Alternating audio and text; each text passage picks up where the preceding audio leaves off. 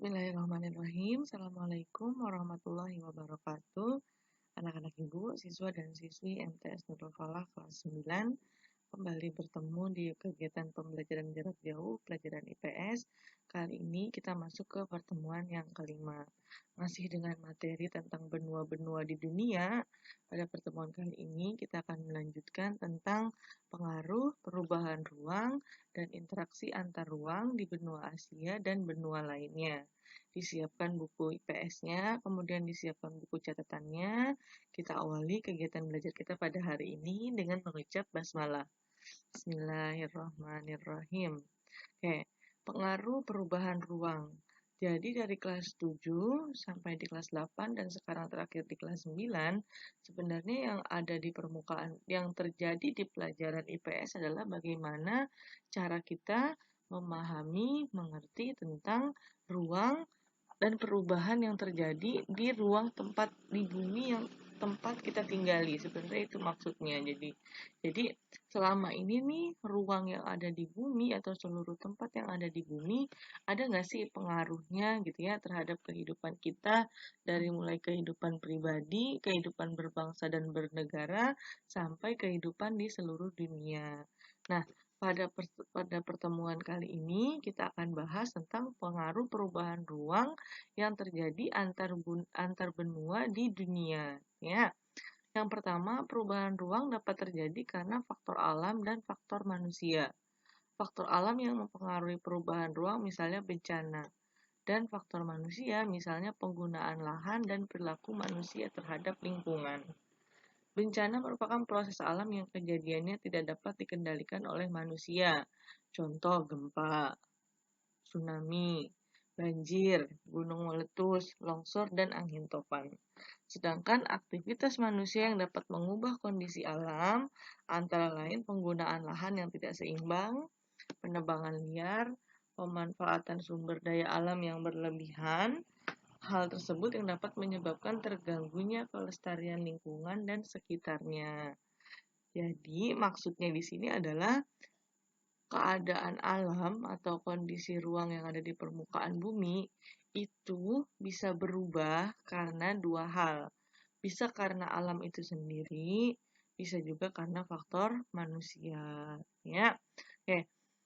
Perubahan yang terjadi akan berdampak pada hal yang lain. Contoh, perubahan penggunaan lahan dari sawah menjadi perumahan akan mengakibatkan berubahnya sistem ekonomi, politik, pendidikan, sosial, dan budaya.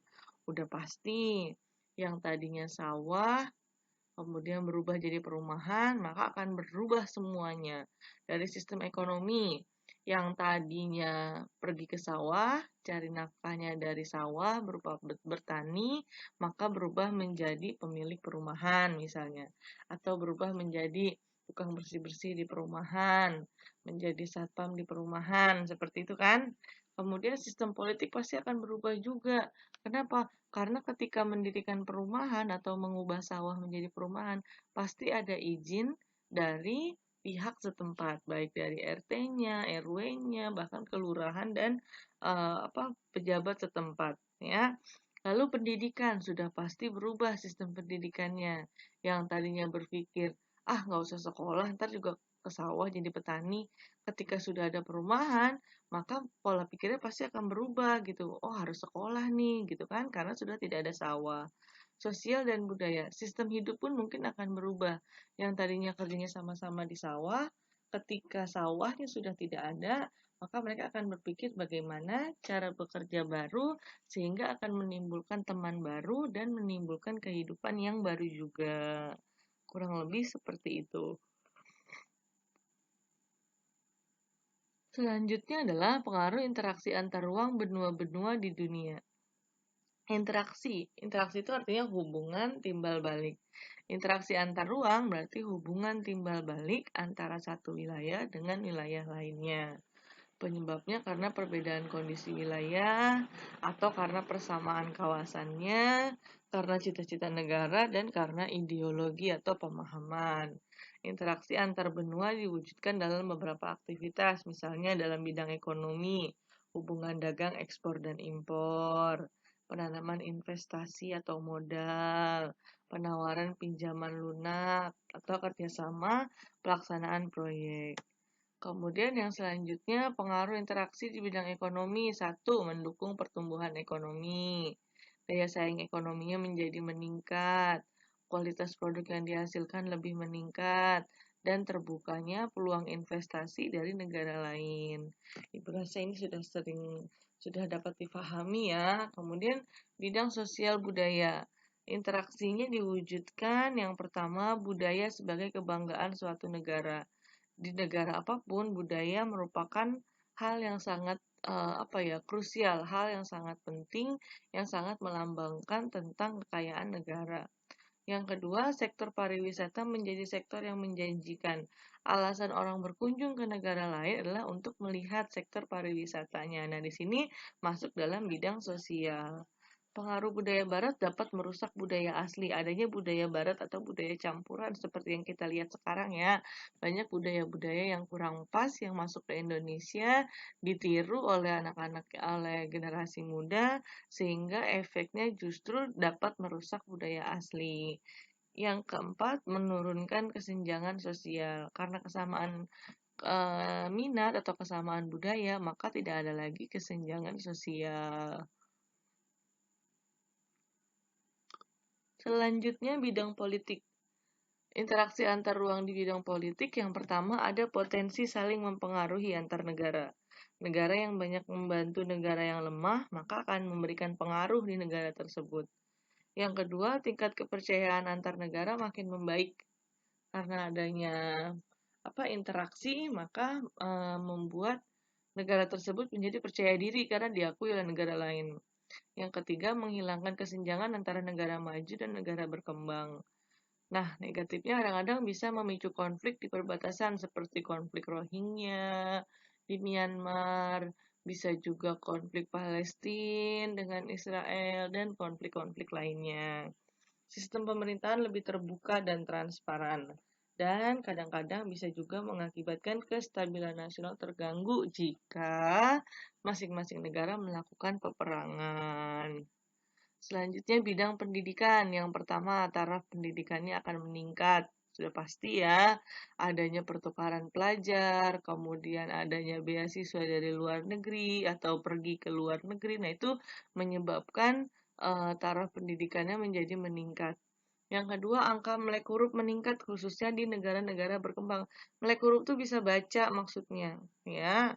Yang ketiga, teknologi merambah hampir ke seluruh dunia sampai saat ini.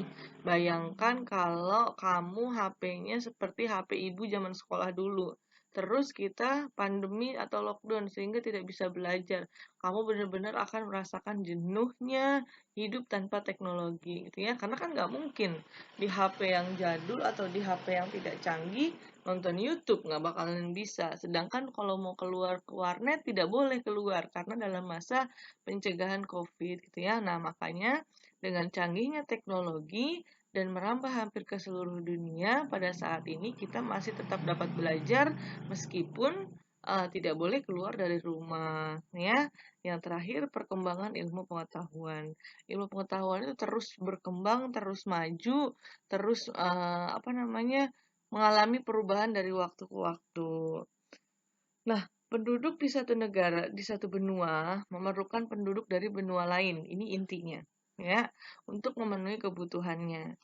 Interaksi antar ruang yang baik, antar lintas negara atau lintas benua, merupakan wujud saling ketergantungan.